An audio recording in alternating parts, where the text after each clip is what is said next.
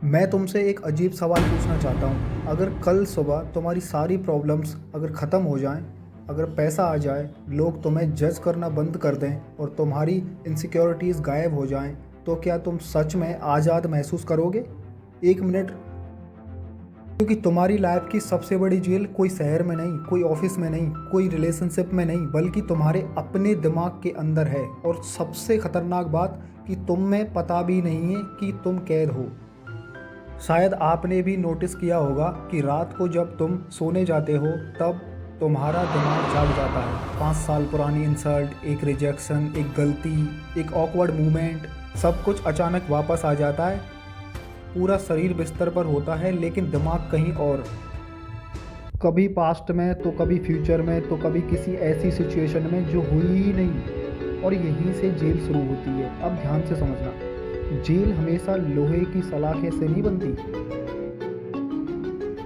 कभी कभी जेल सिर्फ एक सोच होती है जो रोज रिपीट होती रहती है और धीरे धीरे आप उसे सच मान लेते हैं।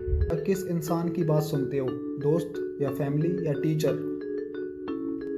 नो, आप सबसे ज़्यादा अपने दिमाग की आवाज़ सुनते हो। और ट्रैप यहीं से शुरू होता है, क्योंकि ज़्यादातर लोग उस आवाज़ को चैलेंज नहीं करते। वो जो कहती है कि लोग क्या कहेंगे, तू काफ़ी अच्छा नहीं है, तू फेल हो जाएगा, एट्सेट्रा। और धीरे धीरे ये आवाज़ एडवाइस देना बंद कर देती है, उल्टा ये ऑर्डर देना शुरू कर देती है और तुम मानने लगते हो।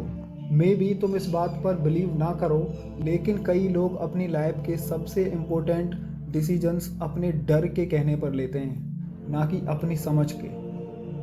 कार्ल जुंग, जो एक फेमस साइकोलॉजिस्ट थे, उन्होंने एक बात कही थी, जब तक तुम अपने अनकॉन्शियस पैटर्न्स को समझते नहीं तब तक वो तुम्हारी लाइफ चलाते रहते हैं। और सिंपल लैंग्वेज में समझो, अगर तुम्हारे अंदर रिजेक्शन का डर है तो तुम अपॉर्चुनिटीज़ अवॉइड करोगे। अगर तुम्हारे अंदर लोगों को खुश रखने की आदत है तो तुम ना नहीं बोल पाओगे। अगर तुम्हारे अंदर फेलियर का डर है तो तुम शुरू ही नहीं कर पाओगे। आप सोचोगे कि तुम चॉइस ले रहे हो, लेकिन असल में चॉइस तुम्हारा डर ले रहा होगा। और तब तुम आज़ाद नहीं होते, तुम प्रोग्राम्ड होते हो। यहीं पर ज़्यादातर लोग गलती करते हैं। वो सोचते हैं मेरी प्रॉब्लम मेरी जॉब है, मेरे पेरेंट्स हैं, पैसा है, हो सकता है। लेकिन असली प्रॉब्लम ये नहीं है। असली प्रॉब्लम है कि उन चीज़ों के बारे में तुम्हारी इंटरप्रिटेशन। दो लोग सेम सिचुएशन फेस करते हैं, एक टूट जाता है और एक और स्ट्रॉन्ग हो जाता है। तो सिचुएशन सेम बट एक्सपीरियंस अलग। क्यों? क्योंकि जेल बाहर नहीं थी, अंदर थी। अब सवाल ये है कि आज़ादी क्या है? क्या आज़ादी का मतलब है कि नेगेटिव थॉट्स आए ही ना कभी? नो, आज़ादी का मतलब है उन थॉट्स को देख पाना।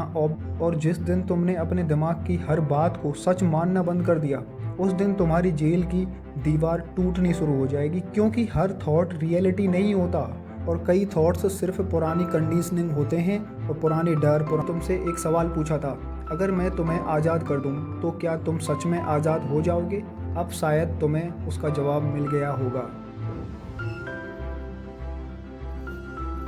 और एक आखिरी बात, कि सबसे खतरनाक जेल वो नहीं होती कि जिसमें तुम बंद हो।